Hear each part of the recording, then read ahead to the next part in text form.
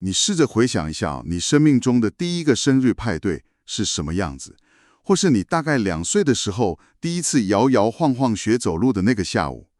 我想，我们大多数人的脑中对这些时刻应该都是一片空白，对吧？这个现象就是所谓的婴儿失忆症，一个我们好像都经历过，却又完全无法记得的，一个很奇特的现象。对，而且这个真的不只是单纯说啊，时间太久了，所以就忘记了。如果只是这样的话，我们应该多少还能记起一些很模糊的片段，但事实上，那段记忆就像是被一刀切断了，完全找不到。真的就是一片空白。对，这背后其实藏着一个非常精密，甚至可以说是刻意为之的生物机制。没错。所以今天我们要一起深入聊聊的资料就很有意思了。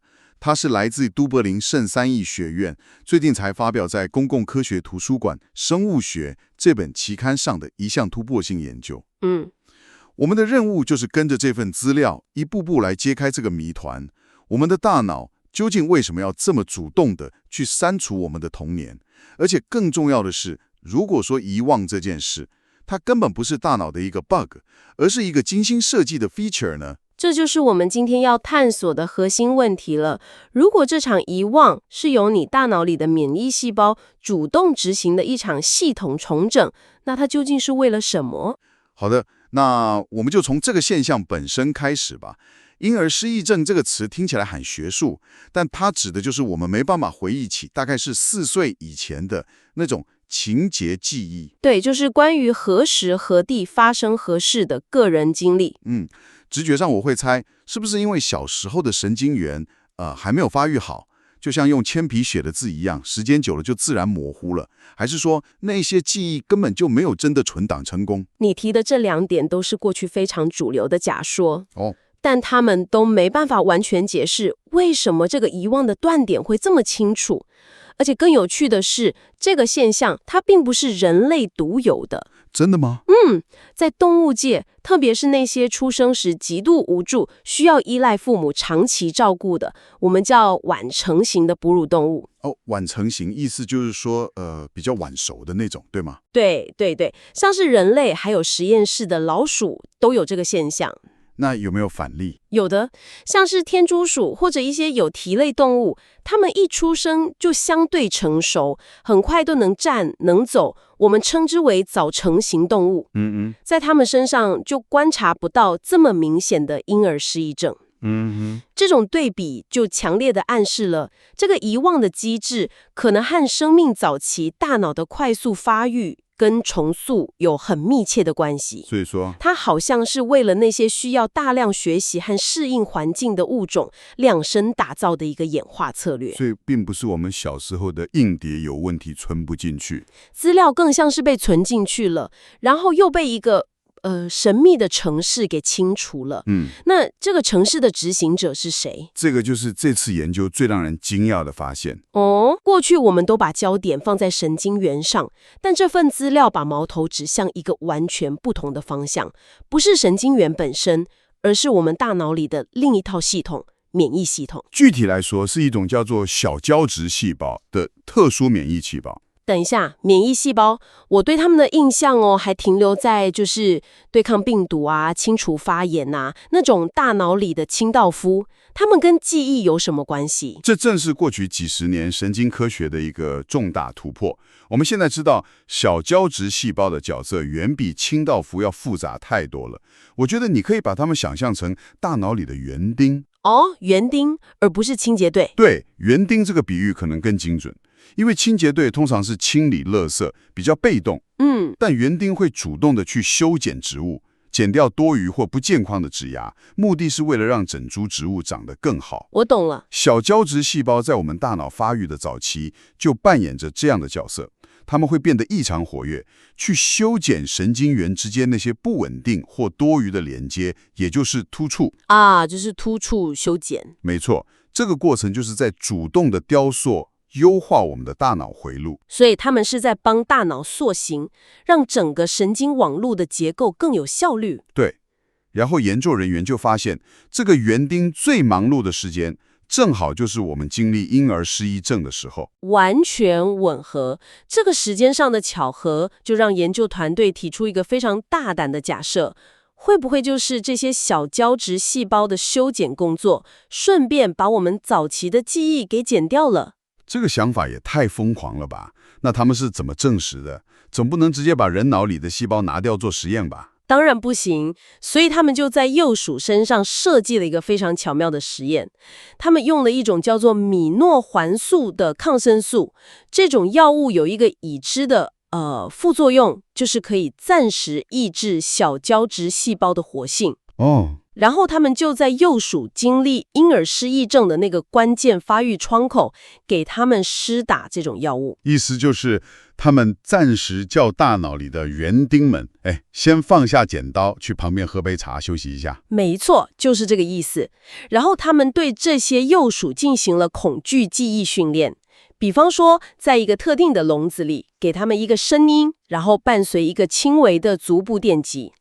正常情况下，幼鼠会很快学会害怕这个笼子，但是长大之后，就会因为婴儿失忆症而完全忘记这件事。好的，那些园丁去喝茶的幼鼠呢？结果怎么样？结果非常惊人，那些小胶质细胞活性被抑制的幼鼠，在长大成年之后，当它们再次被放进那个笼子里时，竟然表现出非常明显的恐惧反应。他们还记得哦。哇，这段在正常情况下绝对会被遗忘的记忆被完整的保留了下来。天哪！这个实验就强烈的证明了小胶质细胞的活跃是造成婴儿失忆症的必要条件，没有它们的修剪，记忆就被留下来了。哇，所以真的是那些园丁把记忆的枝丫给剪掉了。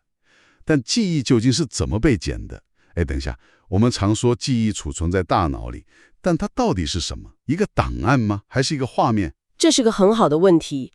目前的主流理论认为，一段特定的记忆是存在一个由一群特定神经元组成的网络中，我们称之为印痕。印痕？对，你可以想象，当你经历一件事的时候，大脑里有一群相关的神经元会被同时点亮，然后它们之间的连结会被强化。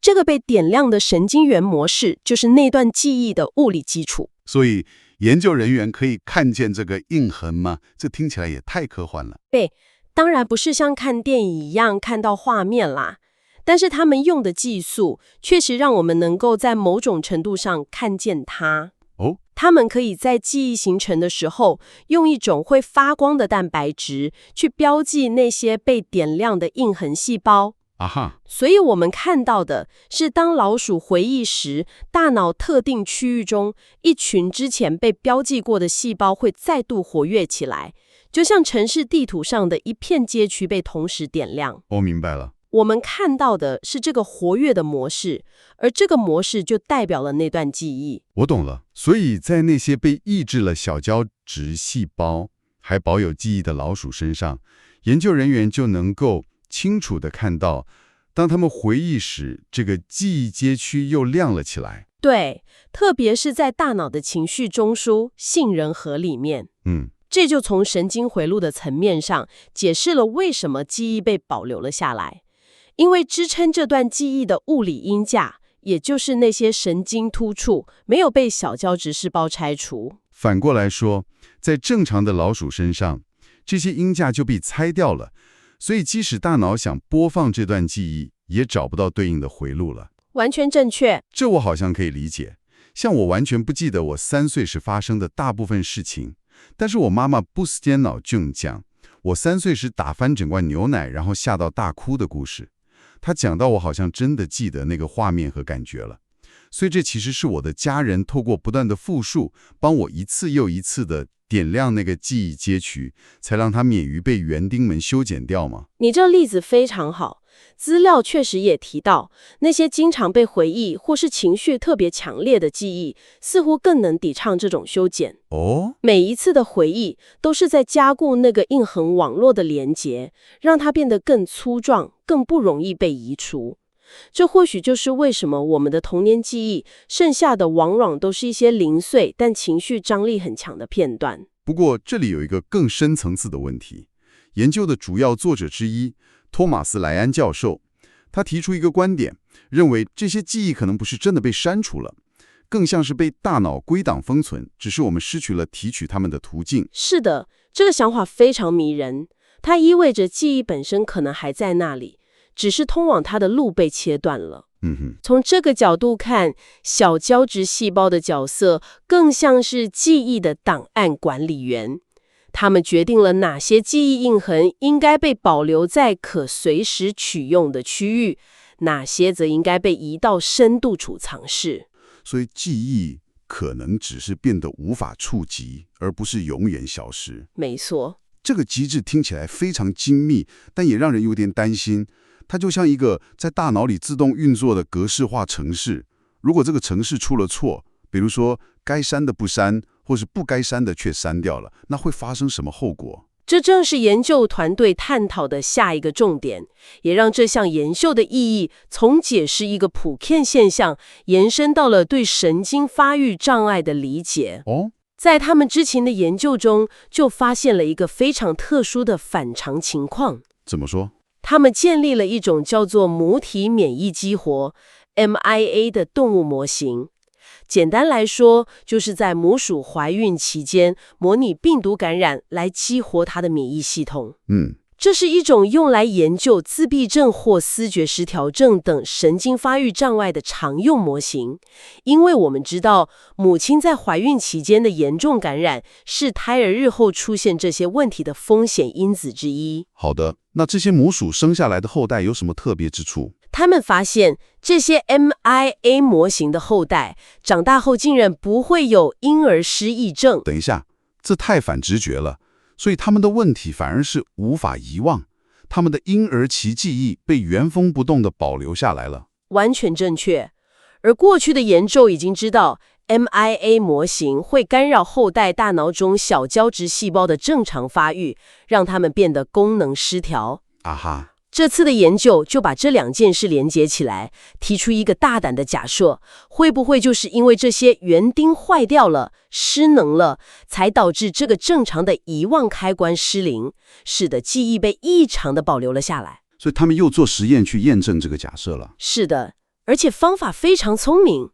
他们对这些不会遗忘的 MIA 后代，在出生后的早期阶段，同样使用了米诺环素，那个可以抑制小胶质细胞活性的药物。这就奇怪了，他们用药物去干预一群已经坏掉的细胞，这听起来像是负得正的概念。没错，而结果也正是如此，奇迹发生了。真的。当这些功能失调的小胶质细胞的活性被药物进一步抑制后，这些老鼠竟然恢复了正常的婴儿失忆症，它们又重新学会了遗忘。天哪！这等于是透过药物把失灵的遗忘开关给重新打开了。这项结果真的太有力量了，它显示了小胶质细胞的功能，就像一个精密的调节器，功能正常时它会执行遗忘，功能失调时，遗忘又失败了。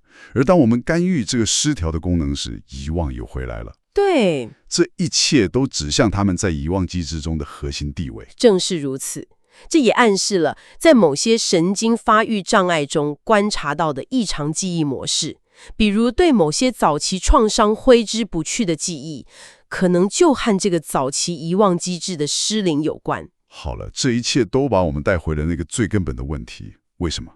为什么演化要设计一个如此主动、如此耗费能量的系统来让我们忘记事情？这听起来完全不合常理啊！这就让我们回到了最初的那个问题：遗忘到底是缺陷还是功能？研究人员认为，这背后有其深刻的演化智慧。一个主要的观点，我们可以称之为资源管理假说。资源管理。是的，我们在婴儿时期大脑的海马回还有一些负责记忆编码的结构都还非常不成熟。在那个阶段形成的记忆可能品质比较低，充满了不精确甚至错误的细节。而且婴儿感知世界的方式跟我们成年人完全不同，那些记忆对我们日后的生存来说相对不那么重要。我好像懂了。这就像是为了准备一个新的大型专案，你必须把书桌上那些旧的、零散的、写满涂鸦的草稿纸都清理干净，这样才能腾出空间来进行更复杂、更重要的工作。我的婴儿大脑基本上就是在一个杂乱的桌面上运作。这个比喻完全正确，主动清除这些早期的可能不太可靠的记忆，就可以释放出宝贵的突触空间和神经资源，留给未来更精确、更复杂的新学习。所以从这个角度看，遗忘并不是记忆系统的失败，而是学习与发展的一个内建功能。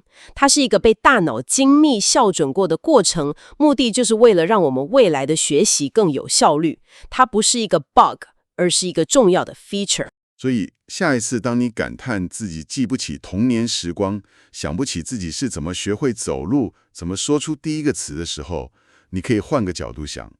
你记忆中那段看似空白的时期，并不仅仅是时间冲淡了一切，它其实是一场非常主动而且至关重要的生物革命，一场由你大脑中的免疫细胞，那些勤劳的园丁、小胶质细胞所指挥进行的春季大扫除。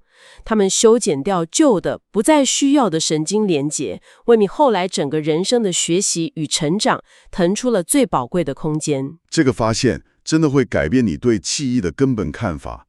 它提醒我们，记忆并不是一个被动储存资料的静态图书馆，它更像是一个动态的被持续照料和管理的生态花园。